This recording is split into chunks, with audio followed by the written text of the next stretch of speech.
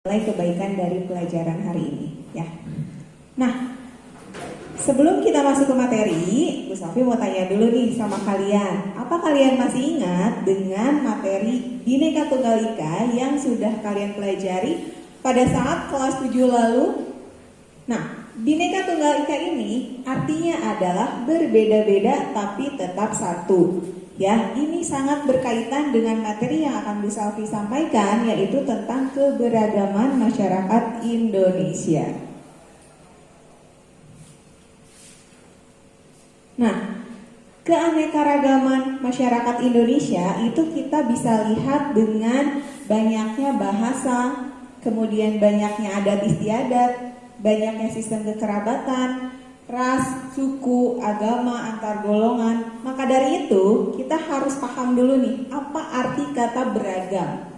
Ya, keberagaman itu bisa diidentikan dengan perbedaan. Jadi di mana ada perbedaan itu bisa disebut juga dengan keberagaman. Ya, nah keberagaman yang harus kalian ketahui itu adalah tentang suku, agama, ras dan antar golongan. Ya. Nah, di sini kita bisa lihat kelompok suku bangsa terbesar adalah Jawa di Indonesia. Jadi di Indonesia meskipun suku bangsanya ada Jawa, tapi banyak sekali suku bangsa lain yang ada di Indonesia. Nah, lalu keanekaragaman di Indonesia yang biasanya paling terlihat itu apa? Yang paling terlihat itu adalah keanekaragaman agama, ya. Agama di Indonesia itu meskipun mayoritasnya agama Islam, tapi kita memiliki banyak agama seperti misalnya agama Kristen, Katolik, Hindu, Konghucu dan agama lainnya sesuai dengan yang kalian percayai ya. Kemudian di Indonesia juga punya ras. Ras itu merupakan ciri-ciri fisik yang berbeda yang membedakan manusia satu dengan manusia yang lainnya. Itu bisa dilihat dengan bentuk rambut, bisa dilihat juga dengan bentuk mata kalian, kemudian bisa juga dengan warna kulit kalian. Makanya kalian jangan heran nih kalau misalnya kalian punya teman-teman dengan warna kulit yang berbeda, dengan bentuk mata yang berbeda, dan jangan sampai perbedaan itu bisa membuat kalian timbul perpecahan. Maka dari itu, Bu Safi tadi kaitkan dengan materi Bhinneka Tunggal Ika. Jadi kalaupun kalian memang berbeda, kalian harus tetap bersatu. Kenapa? Karena kalian ada di Indonesia. Semboyan negara Indonesia adalah Bhinneka Tunggal Ika. Nah, kalau kalian tanya, kenapa sih di Indonesia itu bisa beragam?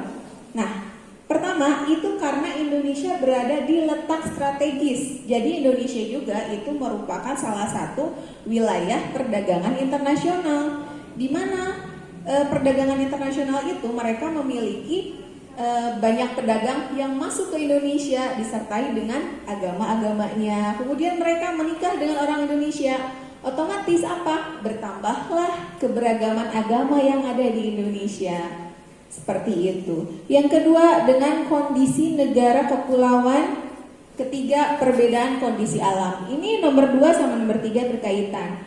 Contohnya, di Indonesia itu terdiri dari negara kepulauan. Dan di kita juga banyak gunung.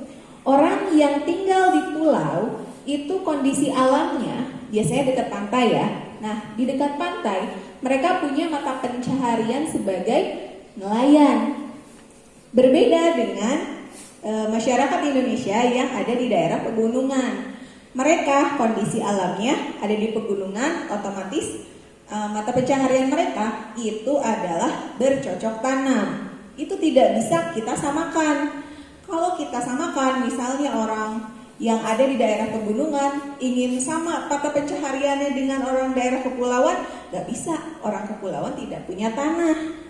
Begitupun juga dengan orang pegunungan, mereka tidak punya air laut, makanya mereka nggak bisa ngambil ikan yang bersifat air asin, seperti itu. Keempat, keadaan transportasi dan komunikasi. Kalian kalau lihat masyarakat di desa, dengan masyarakat yang ada di kota itu jauh berbeda. Apalagi kalau alat transportasinya, kemudian alat komunikasinya berbeda. Contoh, orang yang ada di desa, misalnya mereka kemana-mana pakai kuda, pakai delman, itu akan sangat berbeda dengan orang yang punya kendaraan mobil di daerah perkotaan. Dari mulai jarak tempuh mereka berbeda, kemudian cara mereka melakukan segala pekerjaannya pun akan berbeda. Kemudian terakhir, penerimaan masyarakat terhadap perubahan, ya. Nah, ini yang membuat masyarakat Indonesia beragam. Kenapa? Karena masyarakat Indonesia itu ada yang menerima perubahan dengan mudah. Contohnya, anak-anak muda zaman sekarang nih, kalian kalau misalnya suka yang namanya K-pop, kalian itu akan gampang menerima perubahan. Contohnya, lagu-lagu mereka, fashion mereka. Lalu ada juga orang yang enggan menerima perubahan, mereka nggak mau menerima perubahan. Contohnya apa? Kebanyakan mereka orang-orang yang ada di desa. Mereka menjunjung tinggi nilai kebudayaan Indonesia. Contohnya, kalaupun mereka mau ngedance misalnya, mereka nggak akan dance modern seperti yang ada di K-pop tersebut, tapi mereka lebih memilih dance tradisional atau tarian tradisional. Contohnya adalah tari jaipong, seperti itu. Nah, kenapa sih kalian itu penting untuk memahami keberagaman ini? Karena secara umum ada dua hal yang harus kalian pahami, ya. Yang pertama itu aspek bahwa negara Indonesia itu adalah negara kepulauan. Dan yang namanya negara kepulauan ini otomatis satu wilayah dengan wilayah lainnya itu cenderung berbeda atau jauh beda dengan wilayah yang hanya satu pulau. Itu biasanya untuk komunikasi apapun gampang.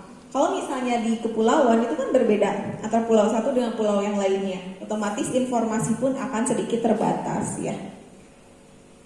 Alasan kedua adalah terkait aspek sosial budaya dengan berbagai macam perbedaan. Maka dari itu tadi Bu Selvi bilang yang namanya budaya Indonesia itu banyak, dan itu sebenarnya Bu Selvi bilang adalah kekayaan Indonesia loh yang harus kalian syukuri. Kenapa? Kalian lihat orang luar negeri yang datang ke Bali, kebanyakannya ngapain?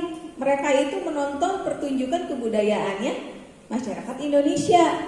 Bayangkan kalau di Indonesia tidak ada kebudayaan, akan seperti apa? Indonesia akan flat, Indonesia akan datar aja, nggak akan ada apa-apa, tidak akan ada yang bisa dibanggakan. Tapi keberagaman itu tadi Bu Selvi bilang bisa memicu juga berbagai macam konflik karena adanya perbedaan tersebut. Maka dari itu Bu Selvi ingin kalian bisa memahami Bhinneka Tunggal Ika ini dengan cara seperti apa? Nah, pertama, Bu Selvi pengen kalian itu bisa saling menghargai. Ya, jadi setelah pelajaran ini Bu Selvi ingin kalian bisa saling menghargai antara ras kalian dengan ras teman-teman kalian kalau ciri fisik kalian berbeda. Kemudian suku bangsa kalian dengan suku bangsa orang lain berbeda, silakan saling menghargai. Kedua adalah toleransi. Bu Selvi ingin kalian itu bisa toleransi, terutama antar agama nih, yang biasanya antar agama ini banyak menimbulkan perdebatan. Padahal sejatinya yang namanya agama itu tidak diciptakan untuk didebatkan. Kenapa? Karena agamaku adalah agamaku, agamamu agamamu. Kalau teman kalian berbeda cara ibadahnya dengan kalian, tidak apa-apa, karena itu kepercayaan mereka, ya. Yang ketiga, kalian harus menjunjung tinggi nilai-nilai persatuan. Jadi meskipun kalian berbeda, tapi kalian harus bisa bersatu dalam Indonesia, ya. Nah, ada beberapa prinsip, ini materi terakhir ya. Beberapa prinsip kalau misalnya kalian ingin timbul kedamaian atau ingin timbul harmoni, keselarasan dalam bingkai Bhinneka Tunggal Ika. Kalau negara Indonesia beragam, ya. Pertama, adanya kesetaraan. Kalian tidak boleh membeda-bedakan. Yang kedua, adanya saling pengertian. Tadi Bu Selvi bilang, kalau misalnya teman kalian agamanya apa, kalian agamanya apa, tidak apa-apa. Ketiga adalah toleransi. Jadi kalian memang harus menjunjung tinggi nilai toleransi, apalagi di Indonesia yang memiliki banyak perbedaan. Kemudian kerjasama. Kalian tahu nggak sih, di beberapa wilayah itu ada yang beragama Kristen. Mereka itu membantu agama Indonesia untuk umatnya agar bisa melakukan ibadah. Contohnya, mereka itu biasanya kalau agama Islam itu lagi sholat id, lagi hari rayanya, mereka itu menjaga agar bisa agama Islam agar bisa menjalankan ibadahnya. Begitupun sebaliknya, ketika umat Kristen sedang merayakan Natal, negara Islam itu agama Islam itu biasanya mereka ikut membantu dengan cara apa? Dengan cara menjaga supaya agama Kristen bisa melakukan ibadah tersebut. Jadi kita saling menghargai. Kita tidak ikut agama lain, tapi kita kerjasama agar mereka bisa melakukan ibadahnya, dan kita juga bisa dibantu dalam ibadah yang kita lakukan. Kemudian ada asas keterbukaan. Jadi sebenarnya selama kebudayaannya baik, itu tidak apa-apa kita lihat, kemudian kita jadikan pelajaran, itu nggak apa-apa. Jangan sampai ketika kita nih, saya maunya tari jaipong aja, nggak mau lihat tari saman, nggak mau lihat tari-tarian lain, itu tidak boleh. Kalau kalian misalnya lihat saja nggak apa-apa, kalau kalian mau pelajari bahkan tidak apa-apa. Jangan pernah menganggap kebudayaan kita adalah kebudayaan terbaik. Kita wajib melestarikan, tapi kita juga harus bisa saling menghargai antar kebudayaan orang lain. Terakhir adalah penghargaan atas prestasi. Jadi kalau teman kalian ada yang memiliki prestasi, misalnya ada yang tari saman sampai ke Asia, kita jangan sampai iri hati. Kenapa saya enggak? Jangan sampai seperti itu. Tapi kita harus memiliki penghargaan atau kita harus apresiasi kepada orang tersebut. Jadi itu jadikanlah sebuah motivasi, jangan kalian malah menjadi iri ya. Nah, materi itu saja yang bisa Bu Salvi sampaikan di bab keberagaman ini. Mudah-mudahan materinya bisa bermanfaat untuk kalian. Sampai ketemu lagi dengan materi selanjutnya bersama Bu Salvi. Wassalamualaikum warahmatullahi wabarakatuh.